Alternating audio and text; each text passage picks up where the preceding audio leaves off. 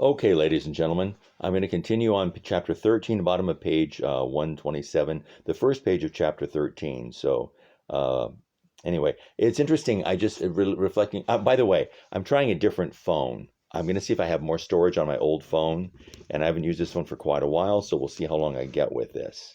The last time I got about 15 minutes, not quite 15 minutes, and we'll see if I can go a little bit longer this time, okay? Interesting to think about when they went to church with Calpurnia and they started talking afterwards, realizing she didn't know her birthday. She did not know exactly how old she was. So she would have been born into a slave culture and did not know her own birthday, which is kind of amazing. Kind of sad, actually. Anyway, in chapter 13, they discover that Alexandria has come to stay with them because their dad is still in the legislature, and they're never too happy about her coming, I don't think. Okay. Bottom of page one on page 127. What about Uncle Jimmy? Asked Jem. Is he coming too? Oh no, he's staying at the landing. He'll keep the place going. The moment I said, won't you miss him? I realized that this was not a tactful question. Uncle Jimmy present or Uncle Jimmy absent made not much made not much difference. Remember one time she said he never said anything to him. He never talked. So whether he's here or there, it doesn't really matter. So he's just kind of a goofus, okay? Uncle Jimmy present or Uncle Jimmy absent made not much difference. He never said anything. And Alexandra ignored my question. I could think of nothing else to say to her. In fact, I could never think of anything to say to her, and I sat thinking of past painful conversations between us. How are you, Jean Louise? Fine, thank you, ma'am. How are you? Very well, thank you. What have you been doing with yourself? Nothing. Don't you do anything? No. Certainly you have been you have had friends. You have friends. Yes'm. Well, what do you do? What do you all do? Nothing. That's how their conversations go. She doesn't get anywhere with Aunt Alexandra. They just really don't have much in common. Okay. It was plain that Auntie thought me dull in the extreme because I once heard her tell Atticus that I was sluggish. Oh man, how these people talk about this girl. There was a story behind all this, but I had no desire to extract it from her then. Today was Sunday, and Aunt Alexandra was positively irritable on the Lord's Day. I guess it was her Sunday corset. She was not fat, but solid, and she chose protective garments that drew up her bosom to that drew up her bosom to giddy heights. Oh my word. That means she put on a girdle and always raised her, pulled up her bosom so that she was kind of prominent. Okay. Uh, uh, she drew up her bosom to giddy heights, pinched in her waist, flared out her rear, and managed to suggest that Auntie Alexandra was once an hourglass figure. From any angle, it was formidable. The remainder of so when she had to dress up for Sunday, she had to wear this corset that just tied her all up and pumped her out everywhere. Okay. The remainder of the afternoon went by in the gentle gloom that descends when relatives appear, but was dispelled when we heard a car turn in the driveway. It was Atticus, home from Montgomery. Jem, forgetting his dignity, ran with me to meet him. Jem seized his briefcase and bag. I jumped into his arms, felt his vague, dry kiss, and said, "Did you bring me a book? Do you know Auntie's here?" Atticus answered both questions in the affirmative. "How'd you like for her to come and live with us?" I said I would like it very much, which was a lie, but one must lie under certain circumstances and at all times when one can't do anything about them. Oh, that's a bummer. We felt it was time you children needed. Well, it's like this, Scout, Atticus said. Your aunt's doing me a favor as well as you all. I can't stay here all day with you, and the summer's going to be a hot one. Yes, sir, I said, not understanding a word he said. I had an idea, however, that Aunt Alexandra's appearance on the scene was not so much Atticus's doing as hers.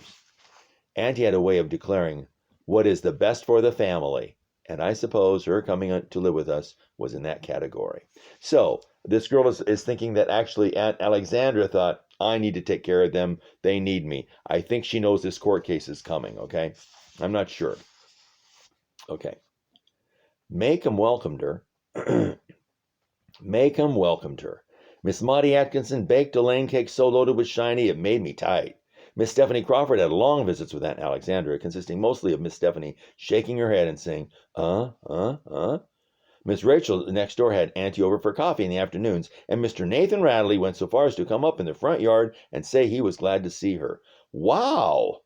The father, Radley, came up to say he was glad to see her. That's unusual. When she settled in with us and life resumed its daily pace, Aunt Alexandra seemed as if she'd always lived with us. Her missionary society refreshments added to her reputation as a hostess. She did not permit Calpurnia to make the delicacies required to sustain the society through long reports on Rice Christians. Rice Christians would be probably Chinese missionary reports. There was a big deal to have Chinese missionaries to China, so I think that's what she means by Rice Christians. She joined and became secretary of the Maycomb Amanuensis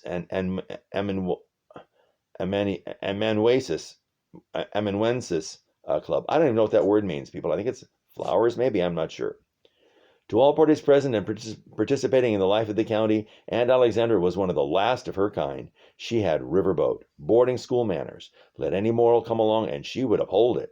She was born in the objective case. She was an incurable gossip. When Aunt Alexandra went to school, self-doubt could not be found in any textbook, so she knew not its meaning. Okay, self-doubt could not be found in any textbook, so she knew not its meaning. Meaning, when she went to school, she didn't really study. Self-doubt could not be found in any textbook. She knew not its meaning. Meaning of self-doubt, maybe that's it. She was never bored, and given the slightest chance she would exercise her royal prerogative, she would arrange, advise, caution, and warn. So Aunt Alexandra just felt like her opinion pretty much mattered, and everybody needed it, okay? Aunt Alexandra, she never let a chance escape She never let a chance escape her to point out the shortcomings of other tribal groups in the greater glory of our own, a habit that amused Jem rather than annoyed him.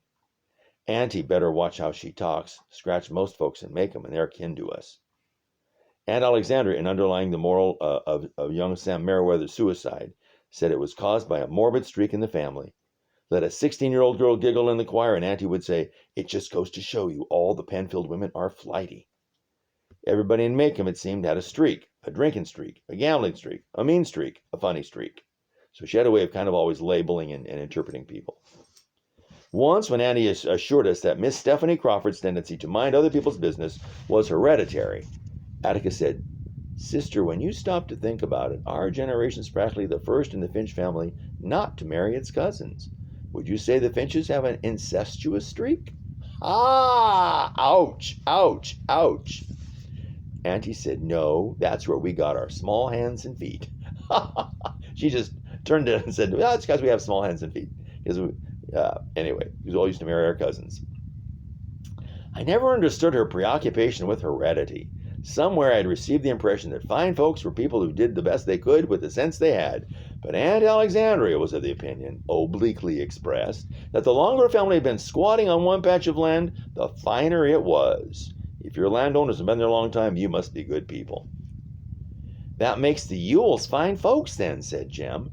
The tribe of which Burris Ewell and his brothers consisted had lived in the same plot of earth behind the Maycomb dump, and they thrived on county welfare money for 3 generations. Aunt Alexandra's theory had something behind it, though. Maycomb was an ancient town. It was 20 miles east of Finch's Landing, awkwardly inland for such an old town. But Maycomb would have been closer to the river had it not been for the nimble-wittedness of one Sinkfield, who in the dawn of history operated an inn where 2 pig trails met, the only tavern in the territory. Sinkfield, an old patriot, served and supplied ammunition to Indians and settlers alike, neither knowing or caring whether he was part of the Alabama Territory or the Creek Nation, so long as business was good. Business was excellent when Governor William Wyatt Bibb, with a view to promoting the newly created county domestic tranquility, dispatched a team of surveyors to locate its exact center and there establish its seat of government. The surveyors, Sinkfield's guest, told their host that he was in the territorial confines of Maycomb County and showed him the probable spot where the county seat would be built. Had not Singfield made a bold stroke to preserving his holdings, Maycomb would have sat in the middle of Winston Swamp, a place totally devoid of interest. Instead, Maycomb grew and sprawled out from its hub, Singfield's Tavern, because Singfield reduced his guests to myopic drunkenness one evening, induced them to bring forward their maps and charts, lop off a little here, add a bit there, and adjust the center of the county to meet his requirements. He sent them packing next day, armed with their charts and 5 quarts of shiny in their saddlebags, 2 apiece and 1 for the governor. So this guy arranged to have Maycomb, whoever this guy was, located where it was. That's a little bit of history here. It's a little, not complicated, but a little diversion anyway. Because it's, you can tell that Sammy's on the bed right now. He's getting a little bit antsy. I don't quite get it. Because its primary reason for existence was government, Maycomb was, because it's the county seat. Maycomb was spared the grubbiness that distinguished most Alabama towns its size. In the beginning, its buildings were solid, its courthouse proud, its streets graciously wide. Maycomb's proportion of professional people ran high. One went there to have his teeth pulled, his wagon fixed, his heart listened to, his money deposited, his soul saved, his mules vetted. But the ultimate wisdom of Singfield's maneuver is open to question. He placed the young town too far away from the only kind of public transportation in those days, a riverboat. And it took a man from the north end of the county 2 days to travel to Maycomb for store-bought goods. As a result, the town remained the same size for 100 years, an island in a patchwork sea of cotton fields and timberland. So Maycomb didn't really grow because it wasn't on the river. Okay. Although Maycomb was ignored during the war between the states, Reconstruction rule and economic ruin forced the town to grow. It grew inward. New people so rarely settled there that some families married the same families until the members of the community looked faintly alike. Occasionally, someone would return from Montgomery or Mobile with an outsider, but the result caused only a ripple in the quiet stream of family resemblance. Things were more or less the same during my early years. There was indeed a caste system in Maycomb, but to my mind it worked this way. The older citizens, the present generation of people who had lived side by side for years and years, were utterly predictable to one another. They took for granted attitudes, character shadings, even gestures, as having been repeated in each generation and refined by time.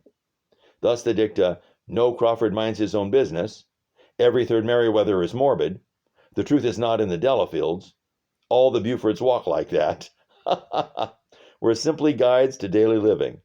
Never take a check from a Delafield without a discreet call to the bank. Miss Maudie Atkinson's shoulder stoops because she was a Buford. If Miss Grace Meriwether sips gin out of Lydia E. Pinkham bottles, it's nothing unusual. Her mother did the same. So all these people know everything about everybody and all their history. They sort of explain everything that way. Aunt Alexandra fitted into the world of Maycomb like, oopsie-daisy, like a hand into a glove, but never into the world of Jem and me. I so often wondered how she could be Atticus's and Uncle Jack's sister that I revived half-remembered tales of changelings and mandrake roots that Jem had spun long ago. So she's thinking, she can't really be my dad's sister. She just doesn't seem at all like him or Uncle Jack. She's got to be from someplace else. Those were abstract speculations for the first month of her stay, as she had little to say to Jem or me, and we saw her only at meal times and at night before we went to bed. It was summer, and we were outdoors. Of course, some afternoons when I would run inside for a drink of water, I would find the living room overrun with Maycomb ladies, sipping, whispering, fanning, and I would be called, "Jean Louise, come," and I would be called, "Jean Louise, come speak to these ladies." When I appeared in the doorway, Auntie would look as if she regretted her request. I was usually mud-splashed or covered with sand. "Speak to your cousin Lily," she said one afternoon, when she had trapped me in the hall. "Who?" I said. "Your cousin, Lily Brooks," said Aunt Alexandra. "She's our cousin? I didn't know that." Aunt Alexandra managed to smile in a way that conveyed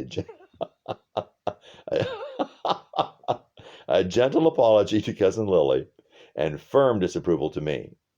When Cousin Lily Brooks left, I knew I was in for it, because she feels like she should know that they're related in some way.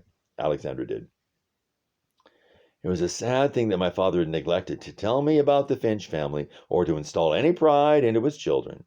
She summoned Jem, who sat warily on the sofa beside me. She left the room and returned with a purple-covered book on which Meditations of Joshua S. St. Clair was stamped in gold.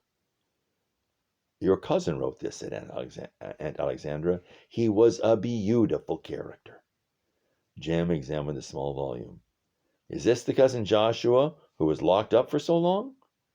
Aunt Alexandra said, How did you know that? Well, Atticus said he went round the bend at the university. Said he tried to shoot the president.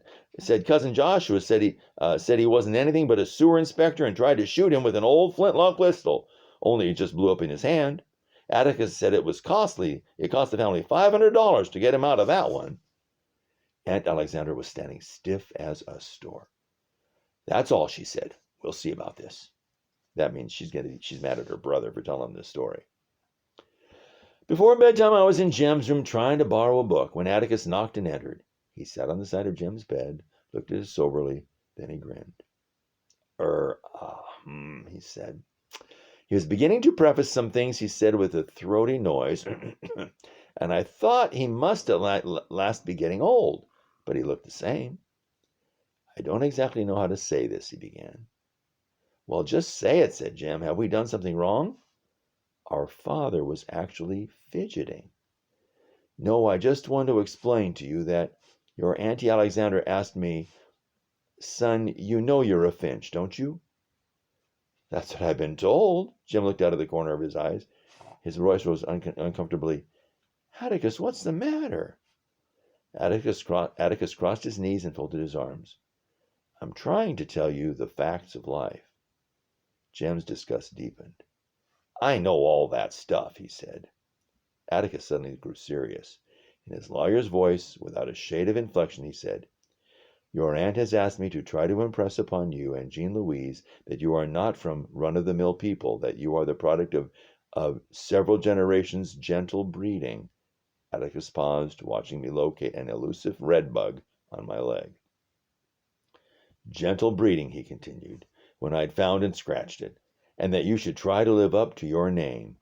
Atticus persevered in spite of us. She asked me to tell you you must try to behave like the little lady and gentleman that you are. She wants to talk to you about the family and what it's meant to Macomb County through the years, so you have some idea of who you are, so you might be moved to behave accordingly, he concluded at a gallop.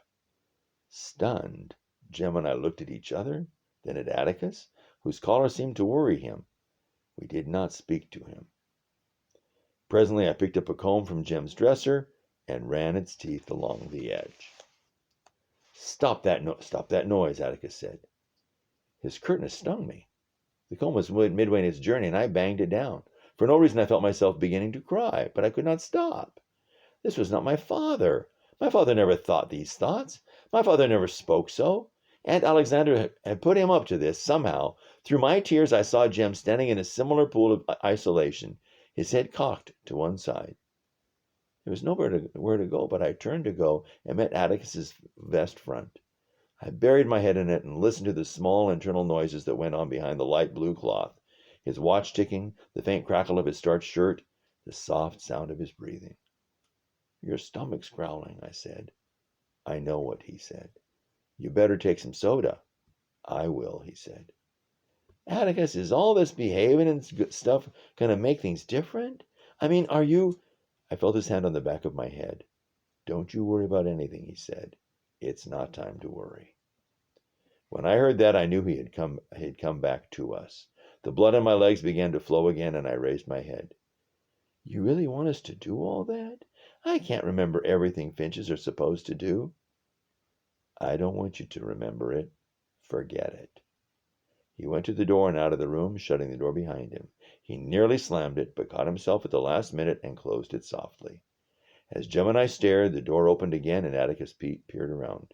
His eyebrows were raised, his glasses had slipped.